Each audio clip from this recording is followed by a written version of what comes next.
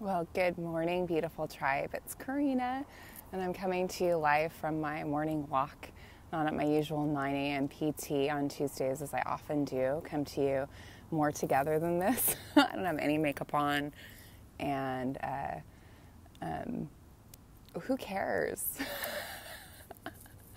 I do actually sometimes, but I think this message is too important to not share, given that I don't have the opportunity in my schedule this morning to come to you at my normal time. So today's message is all about how to overcome fear, and it's super important. And so I'm coming to you whether I look good or not, or in my perception to or not. Before we dive into the content today, let's just take a deep breath in through our nose. Exhale, sigh it out. Allow yourself to arrive fully here in your body. Begin to receive your breath as you listen to these words and anything here that you're needing to receive. How to overcome fear, like how to truly overcome fear. And I want to make this video today especially because I have had to work with a lot of fear coming up within me this weekend. And around just some things that I'm doing, new things that I'm taking on in my business that are like super exciting and also really pushing my buttons and stretching me in places where, to be honest, I'd rather not be stretched. So let's talk about how to truly overcome fear, because what I just said is a piece of it, is to understand that we don't like fear, and yet to grow, you will be afraid. So we don't like fear, and at the same time, we will be afraid, especially if we're living a life aligned, a life aligned with our deeper purpose and passion and meaning, a life more aligned with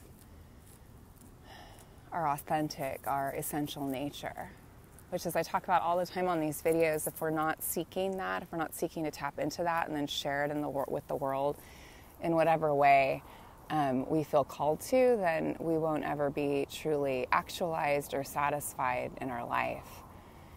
And so this is a really important thing, that we learn to live with fear. Georgia O'Keeffe said, "I've been afraid every moment of my life, but I haven't let it stop me from doing a single thing I wanted to do." How to overcome fear is the wrong question. And I hear it so often in my coaching sessions with clients. It's like, I'm so afraid. How do I not be afraid anymore? And the truth is, good luck with that. Fear is a part of this living, this life that you're living, that I'm living. And as long as you're trying to get rid of your fear, you will be miserable. You'll be miserable. Because the only way to get rid of fear is just, it's like a friend on the journey. Elizabeth Gilbert, the writer of Eat, Pray, Love, and Big Magic, she says that fear is with her every day. It's natural to be afraid. And this is kind of counterintuitive almost, because we don't like to be afraid. So it's uncomfortable, and a natural human response to anything that's uncomfortable is to try to push it away or change it. And so there's the point.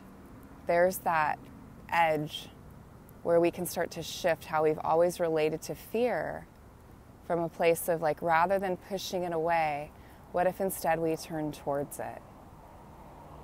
What if instead we allowed it some space to exist in our life? What if we stopped being so afraid of fear? So what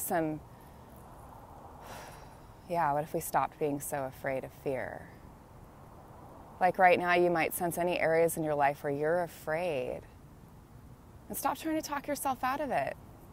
Stop trying to get rid of it. Stop trying to mantra it away, breathe it away, evolve beyond it. You're robbing yourself of a growth opportunity, As Rumi said, I'm quoting a lot this morning. If you take my classes, you know I quote all the time. I love quotes because they're so helpful, and oftentimes too they replace the sort of negative tapes that our thinking minds just by default play all the time, about how we're not good enough, how we're not measuring up, which can also make us really afraid. So Rumi said the cure for the pain is in the pain. Now, just because you're afraid doesn't mean that what your fear is believing is true. As a matter of fact, typically what our fear is believing isn't true. So I have some things happening this week. Hey, Eve, welcome. I have some things happening this week. Hey, Shayna, I'm glad you're here too. Welcome. I have some things happening this week that are just like scaring me, like scaring the shit out of me, to be quite honest. And,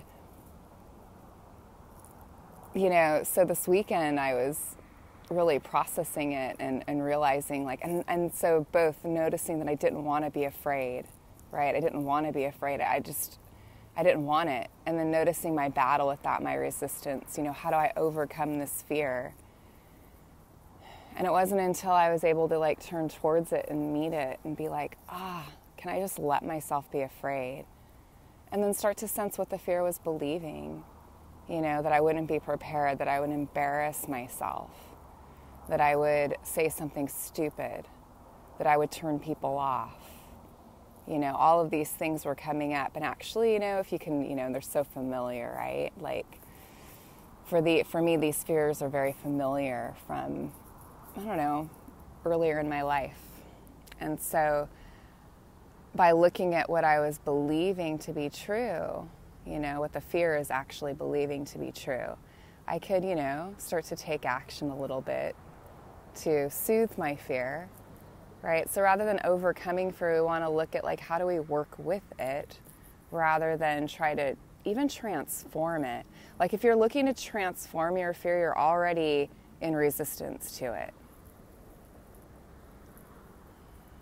You know, transformation happens as a result of like full and complete acceptance, and that's not even really something we do. It's something that just happens when our heart softens enough to who we are and what we're experiencing. So it's really about embracing fully all parts of your heart. And a lot of this is about having a flexible mind, you know, being able to see that you actually have the capacity to tolerate, not just tolerate, but hold a lot of different feeling and thinking states if you're not in opposition to them, if you're not fighting them, if you're not trying to overcome them. And so after I was like looking at what I was afraid of and sort of unpacking the beliefs that were going on with the fear, it was like I was able to take some steps. There was definitely some preparation that I needed to do that I didn't necessarily really want to do, right? So, you know, it was like preparing around content, and, you know, it's about, you know, in some ways speaking to people whom I've admired for years. And I have personally, you might have this too, kind of a fear around speaking with people who I hold on a pedestal or admire. And so talking to those people quite directly is unnerving to me. And it's good for me actually to face this fear, because it holds me back in so many ways in my life from growing, especially in my work. And so as I just allowed the fear to be there, you know, and got a little bit better prepared, or a lot better prepared to be quite honest, then I started to notice that my fear felt less vague and unfamiliar and more familiar. And like anything else, the more we make something familiar, the less afraid we are of it. And so, you know, it's allowed me to land into this space of like, bring it on, you know, like bring it on. Am I still afraid? I have a number of different conversations tomorrow that are kind of freaking me out, were anyway. Not as much anymore. Am I still, yeah, I'm nervous about it, but it's a different relationship that I have to the fear now that I've befriended it and gotten to know it a little bit better.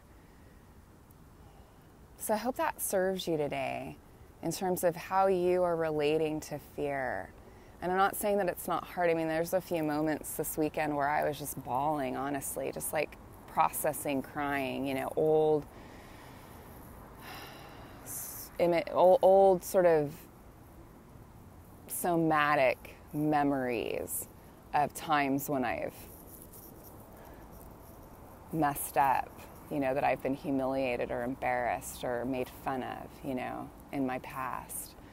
And being able to this fear now that's showing up in the present moment, that's in a way reminding those old fears of the past, reminding me of those old fears of the past that I never really got to feel or process the grief or the deep hurt that happened from those moments that I was really afraid and I effed up.